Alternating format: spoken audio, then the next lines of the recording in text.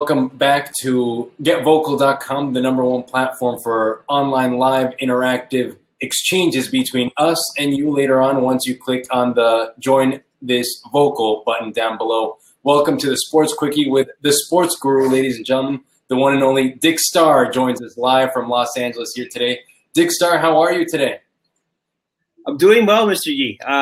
Finishing up the last couple of days of fun employment. As you know, it's always to find some downtime. And luckily, I've been spending a lot of my downtime elevating other things. And with that comes my spirit. And that spirit is my mind. And I feel like I have a clear head. And I'm excited to be here with you, Mr. Yee, and your festive shirt. I feel like I belong getting laid somewhere, if you will.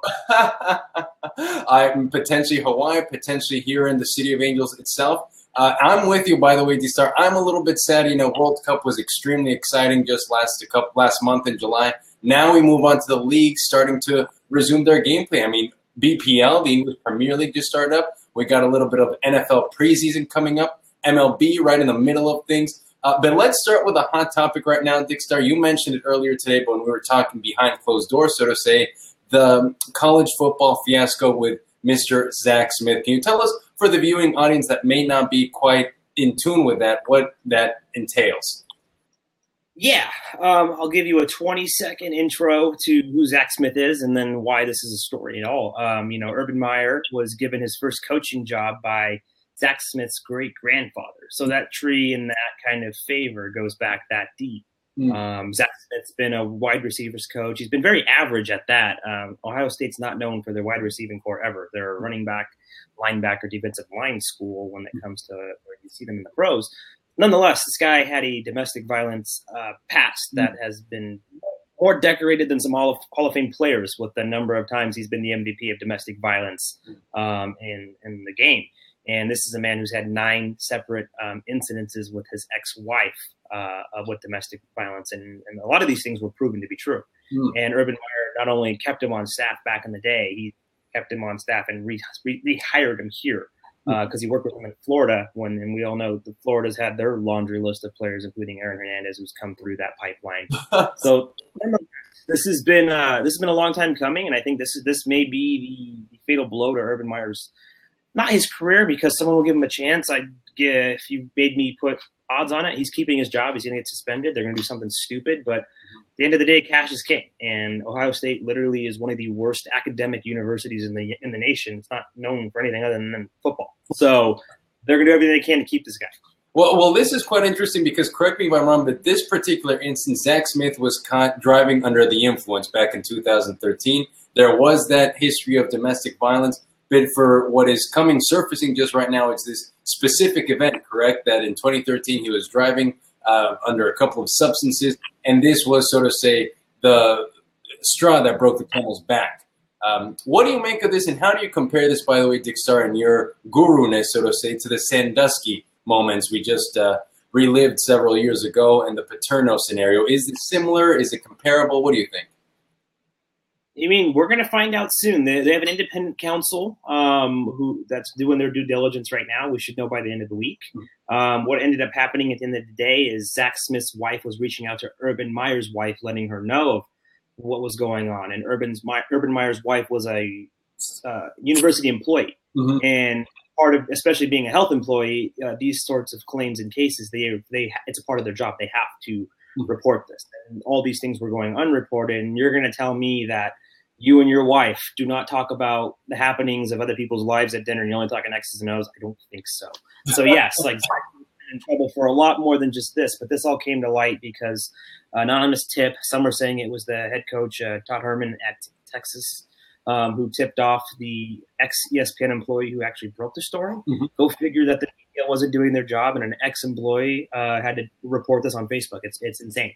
But I think you said, to the Sandusky point, I think this is on par with it. I think people will always get behind, hey, there's kids involved. This is a university thing. There was a lot of cover-up. We got to get rid of this and wash our hands.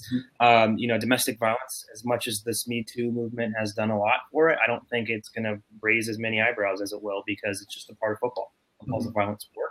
These people are idiots. And they're going to continue to be idiots with or without, the helmet on. And I think that's where we're going to land here.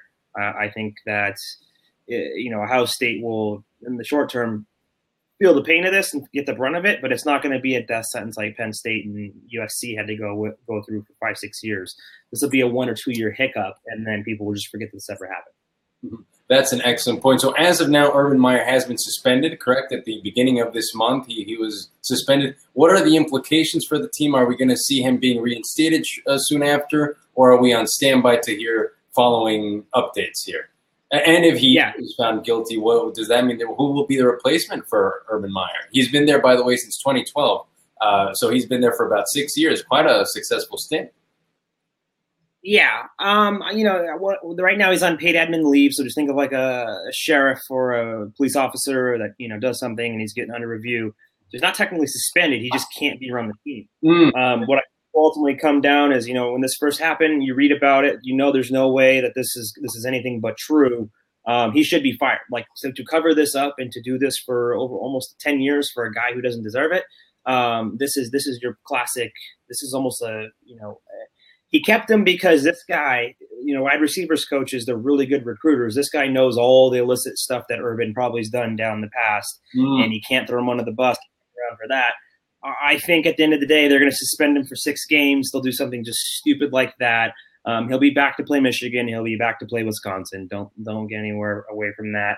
And if there is a replacement, say they do find more than we know, you're going to look to take the best hot and up-and-coming coach in Big 12 or an SEC school. But I also don't think a big-name coach wants to come in and clean up that mess. Yeah. And this race is a really important issue, and you just said it yourself, DStar. What is the responsibility of an athletic administrator, an athletic coach, so to say, to surface items that cross this athletic line, so to say, those personal instances? Is there a responsibility that he or her has to surface these items immediately? Is there a grace period? Should there be discussions before going to the authorities? What do you think about simply the responsibility of somebody in a position of power to bring these items to light and in a timely fashion as well? Yeah, I'll go through that very quickly. They have to do it immediately. Armando, if I catch you, doing a line in the locker room before practice, I have to go tell, hey, I saw this. If I don't, I'm liable and I'm covering up for you. So it's the same thing there. He didn't do it. He lied to the media. Then he said, I did tell the authorities, here on campus. They just didn't do anything. I don't know. I didn't follow up. But he, for 2 weeks and at media day, he denied it. This guy's he's a snake. His image has always been one of those guys. He's like a mafia guy. Oof. He's up to no good, but you kind of look over it because what he does for you and the family. But at the end of the day, I think this is just another strike on an already kind of muddy track for Urban Meyer.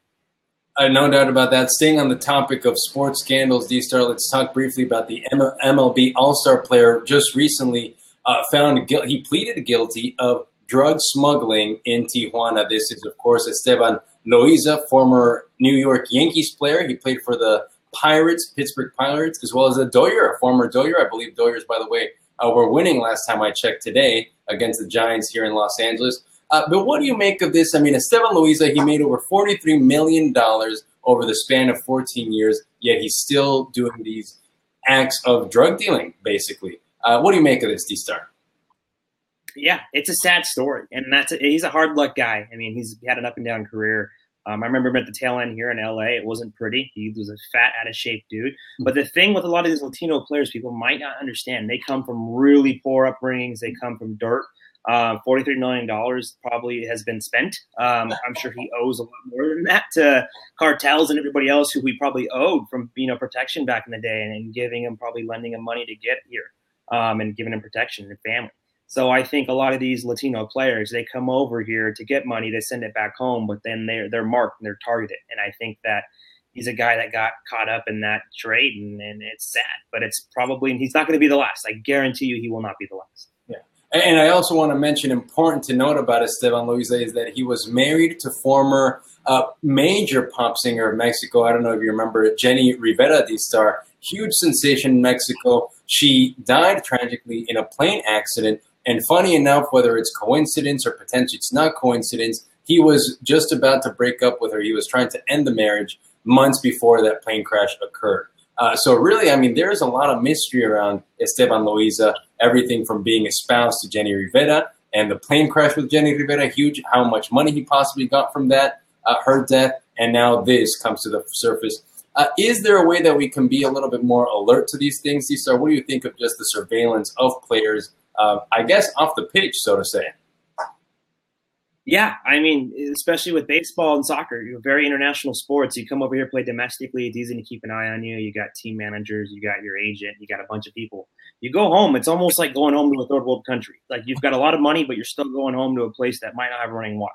Yeah. So, at the end of the day, the most you can do is maybe keep in touch more from a social standpoint, maybe keep an eyeball or, just maybe take someone there with you. But these guys are professionals, but when they're off season's their time to do what they got to do, so they will. Mm-hmm. And you also brought up yet another case that is still kind of fresh in our minds. It is the case of Aaron Hernandez. That is still very much with us. And the other important thing that we need to really be considering is the children. And what impression are we sending to the kids? Obviously, these athletes are seen by millions of people, not only kids and adults, but across the globe. Some say they're role models of sorts. Do you agree with that? Should they be held a little bit more responsible for the image that they're sending to the young athletes that are tuning in? Yeah, I definitely do. And I think it's the same way if you're a public figure, you're protected by, the amendments, and there's certain things that can't be done because you are a public figure. It's the same thing when you're an athlete. You should be held in a higher regard. The same way, some people say our president should be getting in sports and getting those people riled up. He needs to be held to a separate standard. It's the same thing with them as athletes. I think the everyday person looks up to them as someone to aspire to be. And it's a privilege for them. Again, it's not a right to play professional sports or even college at this point. It's something you're given and you have to earn it. But when you earn that respect, you should get it back by being like an upstanding person. Wise words from the wisest man, the one and only, the sports guru, DStar. You heard it here first, ladies and gentlemen, on Get Vocal. Really quickly, DStar, let's talk about a subject that's on both of our minds. I know LeBron James is debuting October 18th against the Trailblazers away, and then October 20th here in the City of Angels against, I believe it's the Houston Rockets that he'll be debuting. What is the city feeling? How excited are we? And is the team doing a good job building the pieces around LeBron that is needed? What are your thoughts just on this scenario? It's a great question, Armando. I think the city's doing everything they can. I think it's going to be a split city just because you got the people who are hanging on the Kobe, and people are just excited to have a good player here again. I do think that LeBron needs to do a lot more to embrace the city. He's done everything he can to push his own agenda and get his kid in the schools he needs to get him into. But now it's time. We're like 2 months out from the start of the season, and I haven't seen him pick up a basketball. That's a problem. You're spending $40 million on a guy who's great, but at the end of the day, I think he needs to reciprocate on that just a bit. Mm-hmm. This really has been the Sports Quickie, DStar. You and I can go on for hours on this, but I'm excited to do this weekly, and what a pleasure, DStar. Tune in for more. Yeah, and thanks for having me, Armando. I'm excited for this. And next episode, we're going to talk a little bit more MLS. I know Armando's been itching, if you will. I think I saw him running drunk at the LAFC game against Sporting KC this past weekend. I know that was you, IE. I've seen that brown. Until then, we'll see you next week.